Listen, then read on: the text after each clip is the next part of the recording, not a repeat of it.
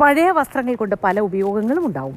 എന്നാൽ അതേ വസ്ത്രങ്ങൾ തുന്നിച്ചേർത്ത് വീണ്ടും ധരിക്കാൻ സാധിച്ചാലോ? പൊളിയല്ലേ? അപ്സൈക്ലിംഗ് രംഗത്ത് വേറിട്ട ആശയങ്ങൾ തീർക്കുകയാണ് 27-കാരിയായ ഹനായും സംഘവും. മാത്രമല്ല, ഇതേ വസ്ത്രങ്ങൾ കൊണ്ട് തീർത്ത ഒരു ഫാഷൻ ഷോ കൂടി നമുക്ക് കാണാം. പഴയതും കറപിടിച്ച വസ്ത്രങ്ങളുമൊക്കെ സാധാരണഗതിയിൽ നമ്മൾ എന്താ ചെയ്യുക? ഒന്നെങ്കിൽ അത് കളയും, അല്ലെങ്കിൽ അടുക്കളയിലെ മറ്റു ആവശ്യങ്ങൾക്കൊക്കെ അത് ഉപയോഗിക്കുമല്ലേ. ഇനി ആ വസ്ത്രങ്ങൾ കളയേണ്ട കാര്യമില്ല, അത് തന്നെ വീണ്ടും നമുക്ക് ധരിക്കാം. എങ്ങനെയാണെന്നല്ലേ?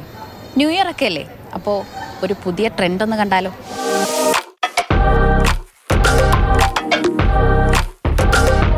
നാം ധരിക്കുന്ന വസ്ത്രങ്ങൾ നമുക്കൊരു ഭാരമായി മാറുന്നത് അവയുടെ നിറം മങ്ങുമ്പോഴും കറ പുരളുമ്പോഴുമാണ്.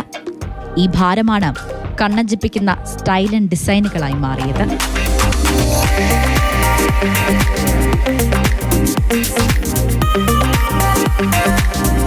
പുത്തൻ ഫാഷൻ രംഗത്ത് വേറിട്ട ആശയം തീർത്തത് 27-കാരിയായ ഹനായും സംഘവുമാണ്. എങ്ങനെ ഒരു തുണിയുടെ ലൈഫ് കൂട്ടാം, അല്ലെങ്കിൽ നമ്മൾ അത് മാക്സിമം എങ്ങനെ യൂട്ടിലൈസ് ചെയ്യാം എന്ന് ചിന്തിക്കുമ്പോൾ നമുക്ക് ഒരു തുണി തന്നെ വേറെ മേ ബി ചെറിയ എന്തെങ്കിലും ഒരു കറയോ അങ്ങനെ എന്തെങ്കിലും അതിലുണ്ടെങ്കിൽ നമുക്ക് അത് മാത്രം മാറ്റി വെച്ച് എങ്ങനെ അത് സ്റ്റിൽ യൂസ് ചെയ്യാം എന്നുള്ള ഒരു കോൺസെപ്റ്റ് കുറച്ചുകൂടെ എക്സാജറേറ്റ് ചെയ്ത് എവറിഡേ ലൈഫിലേക്ക് ഇതെങ്ങനെ സ്ഥിരമായി കൊണ്ടുവരാം എന്നുള്ള ഒരു ഐഡിയോളജി എക്സാജറേറ്റഡ് ആയി ഒരു ഫാഷൻ ഷോയിൽ കാണിക്കുന്നു എന്നുള്ളത് മാത്രമേ ഉള്ളൂ.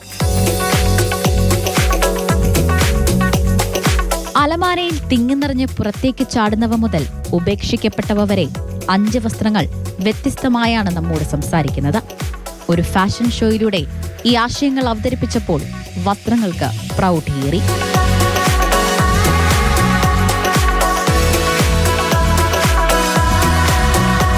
നമ്മുടെ വാർഡ്രോബിൽ നമ്മൾ യൂസ് ചെയ്യാതിരിക്കുന്ന തുണികൾക്ക് എന്ത് പൊട്ടൻഷ്യൽ ഉണ്ട് എന്ന് നമ്മൾ തിരിച്ചറിയുന്നിടത്ത് അപ്സൈക്ലിങ്ങിന് ഒരു അർത്ഥം വരുന്നു. ഒരുപാട് സമയമെടുത്തു, കാരണം ഇതിൽ പല തുണികളും സ്ക്രാച്ചിൽ നിന്ന് ഞങ്ങൾ തന്നെ ഈ വേസ്റ്റ് ഫാബ്രിക്സിൽ യൂസ് ചെയ്യാൻ പറ്റുന്ന കഷ്ണങ്ങൾ മാത്രം എടുത്ത്, എനിക്ക് വലിയൊരു ടീമുണ്ട്, ഭയങ്കര അടിപൊളിയായിട്ട് എന്താ പറയുക കോപ്പറേറ്റ് ചെയ്ത് എല്ലാം കണ്ടറിഞ്ഞ് ചെയ്യുന്നൊരു നല്ല ടീമുണ്ട്. സോ അവരുടെയും എന്നെക്കാളും അവരുടെ ഹാർഡ് വർക്കാണ്.